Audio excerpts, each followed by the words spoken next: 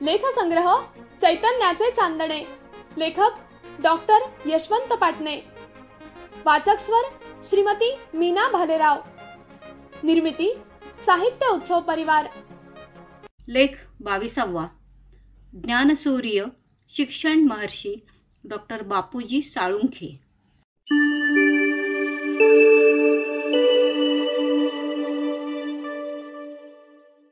ज्ञान ही शक्ती आहे. शिक्षण हे सर्वांगीण सुधारणेचे प्रवेशद्वार आहे.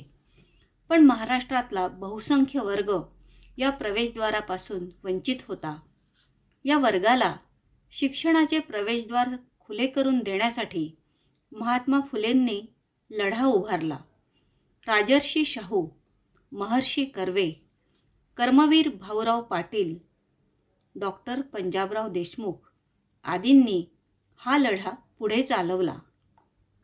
स्वातंत्र्योत्तर काळात शिक्षण महर्षी डॉक्टर बापूजी साळुंखे यांनी याच लढ्याची परंपरा प्राणपणाने जपली.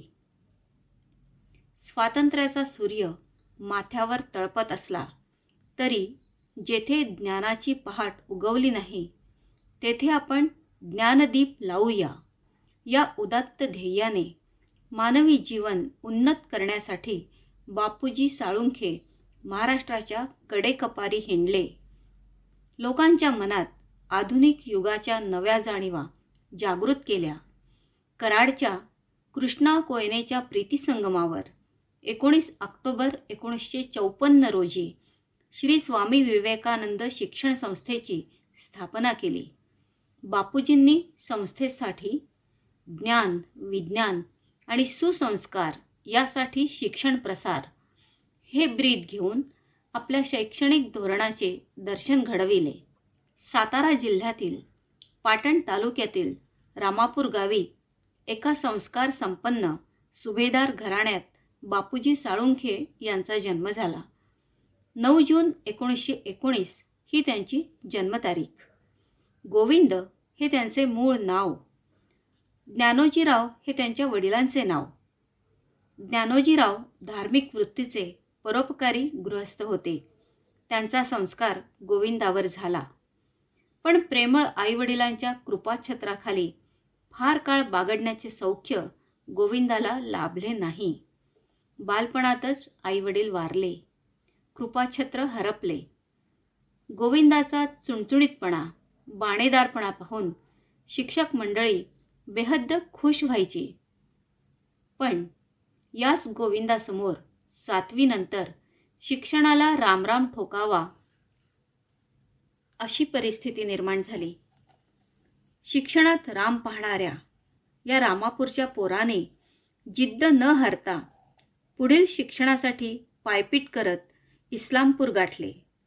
तेथे काही काळ चुलत्यांचा आधार गवसला, पण त्यांनीही बिराड दुसऱ्या गावी हलवले.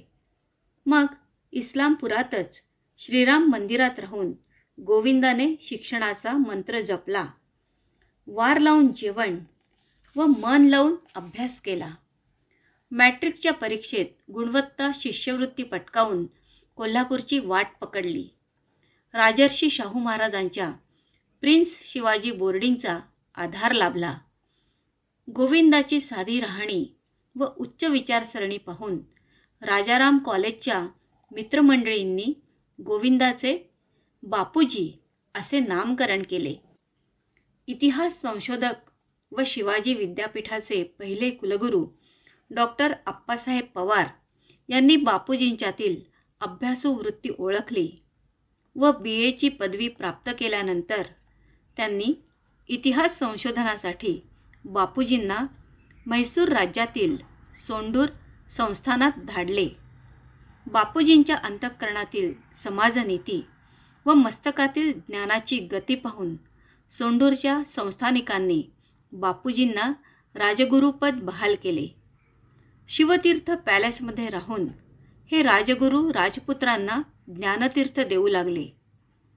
इकडे 42च्या स्वातंत्र्य लढ्यात देश पेटून उठला होता. महात्मा गांधींनी इंग्रजांना चले जाओचा आदेश दिला नि साऱ्या भारतीयांना एक होण्याची हाक दिली. ही हाक बापूजींना आपली भूक वाटली आणि ते राजवाड्यातून थेट रणांगणावर आले. स्वातंत्र्याच्या लढ्यात भूमिगत चळवळीत अग्रभागी झाले. त्यांची धडाडी व निधडे देशप्रेम पाहून त्यांना 1945 मध्ये सातारा जिल्हा विद्यार्थी काँग्रेसचे अध्यक्ष करण्यात आले. देश स्वतंत्र झाला. बापूजींनी सातारा जिल्ह्याच्या क्रांतीचा इतिहास हा ग्रंथ अक्षरबद्ध करून आपल्या प्रज्ञाप्रतिभेचे उत्कट दर्शन घडविले. स्वातंत्र्यानंतर काही काळ बापूजी शिक्षक, मुख्याध्यापक, आजीव सेवक या नात्याने रयतेच्या वटवृक्षाखाली वावरले. आपल्या उपक्रमशीलतेला, महत्त्वाकांक्षेला मर्यादा पडता आहेत हे पाहून त्यांनी विवेकानंद संस्थेचा स्वतंत्र संसार थाटला. स्वतःकडचे 900 रुपये, ग्रंथविक्रीचे 4000 रुपये, पत्नीचे दागदागिने, विद्यार्थ्यांनी दिलेली गुरुदक्षिणा त्यांनी संस्थेच्या उभारणीसाठी वापरली. आज 300च्या वर विद्यालये, महाविद्यालये व हजारो गुरुदेव कार्यकर्ते बापूजींचा ज्ञानवसा जपत आहेत. महात्मा गांधी हे बापूजींच्या जीवनातील प्रेरणास्थान होते. अध्यात्म व विज्ञान यांची सांगड घालणारे ज्ञानेश्वर विवेकानंद हे त्यांचे आदर्श होते. कोल्हापुरातल्या साध्या घरात शेवटपर्यंत आयुष्य कंठणाऱ्या बापूजींनी सामान्य शिक्षकाचे वेतन घेऊन संस्था कार्य केले. सत्कार प्रसंगी गुरुदक्षिणा म्हणून लाभलेले लाखो रुपये त्यांनी संस्थेलाच अर्पण करून त्यागभावनेचे प्रत्यंतर घडविले.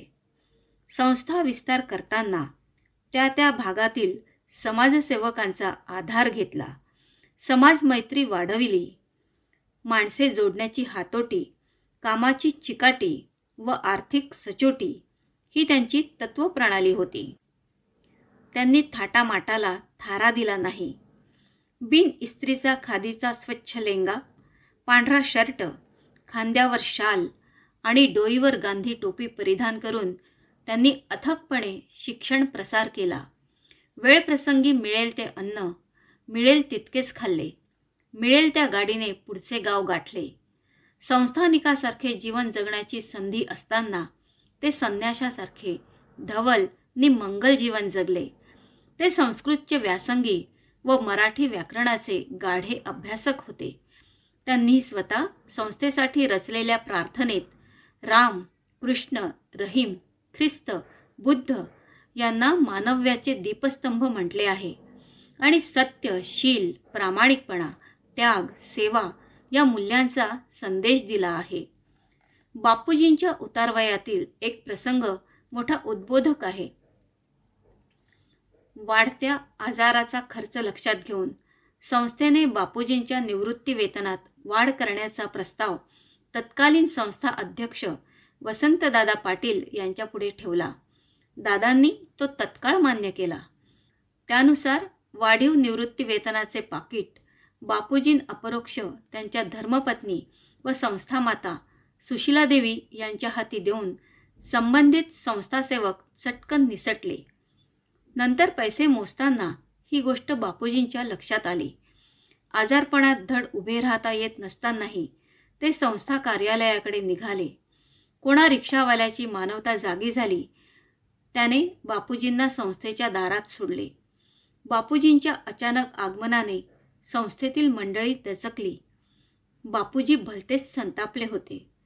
आर्थिक व्यवहारात सदैव काटकसर व सचोटीचे व्रत जपणाऱ्या बापूजींना ही मेहरबानी पसंत नव्हती.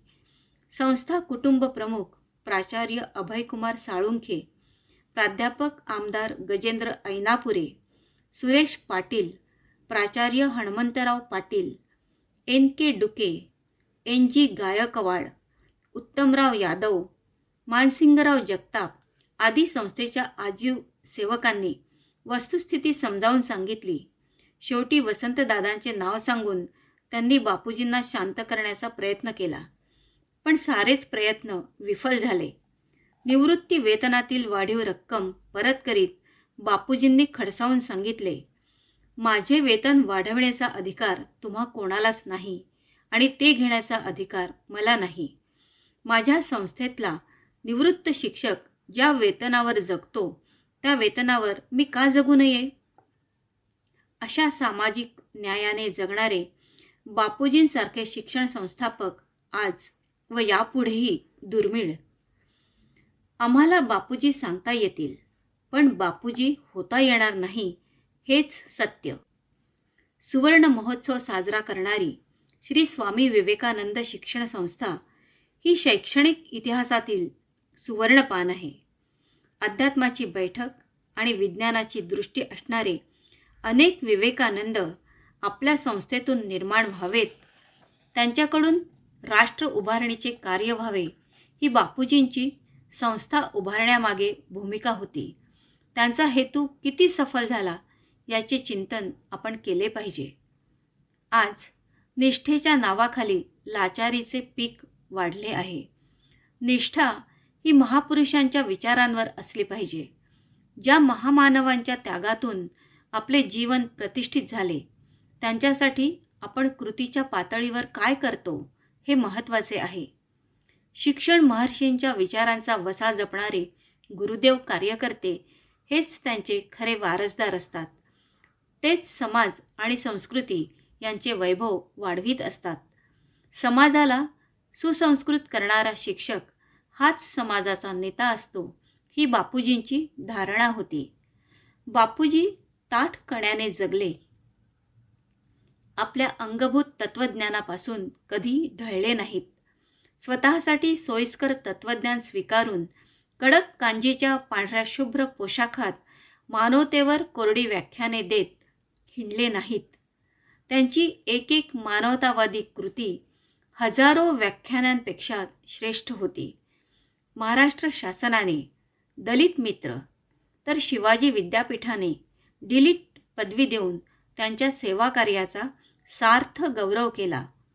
अज्ञानाचे अंधारे कोपरे प्रकाशमान करणारा हा ज्ञानसूर्य 8 ऑगस्ट 1987 रोजी मावळला.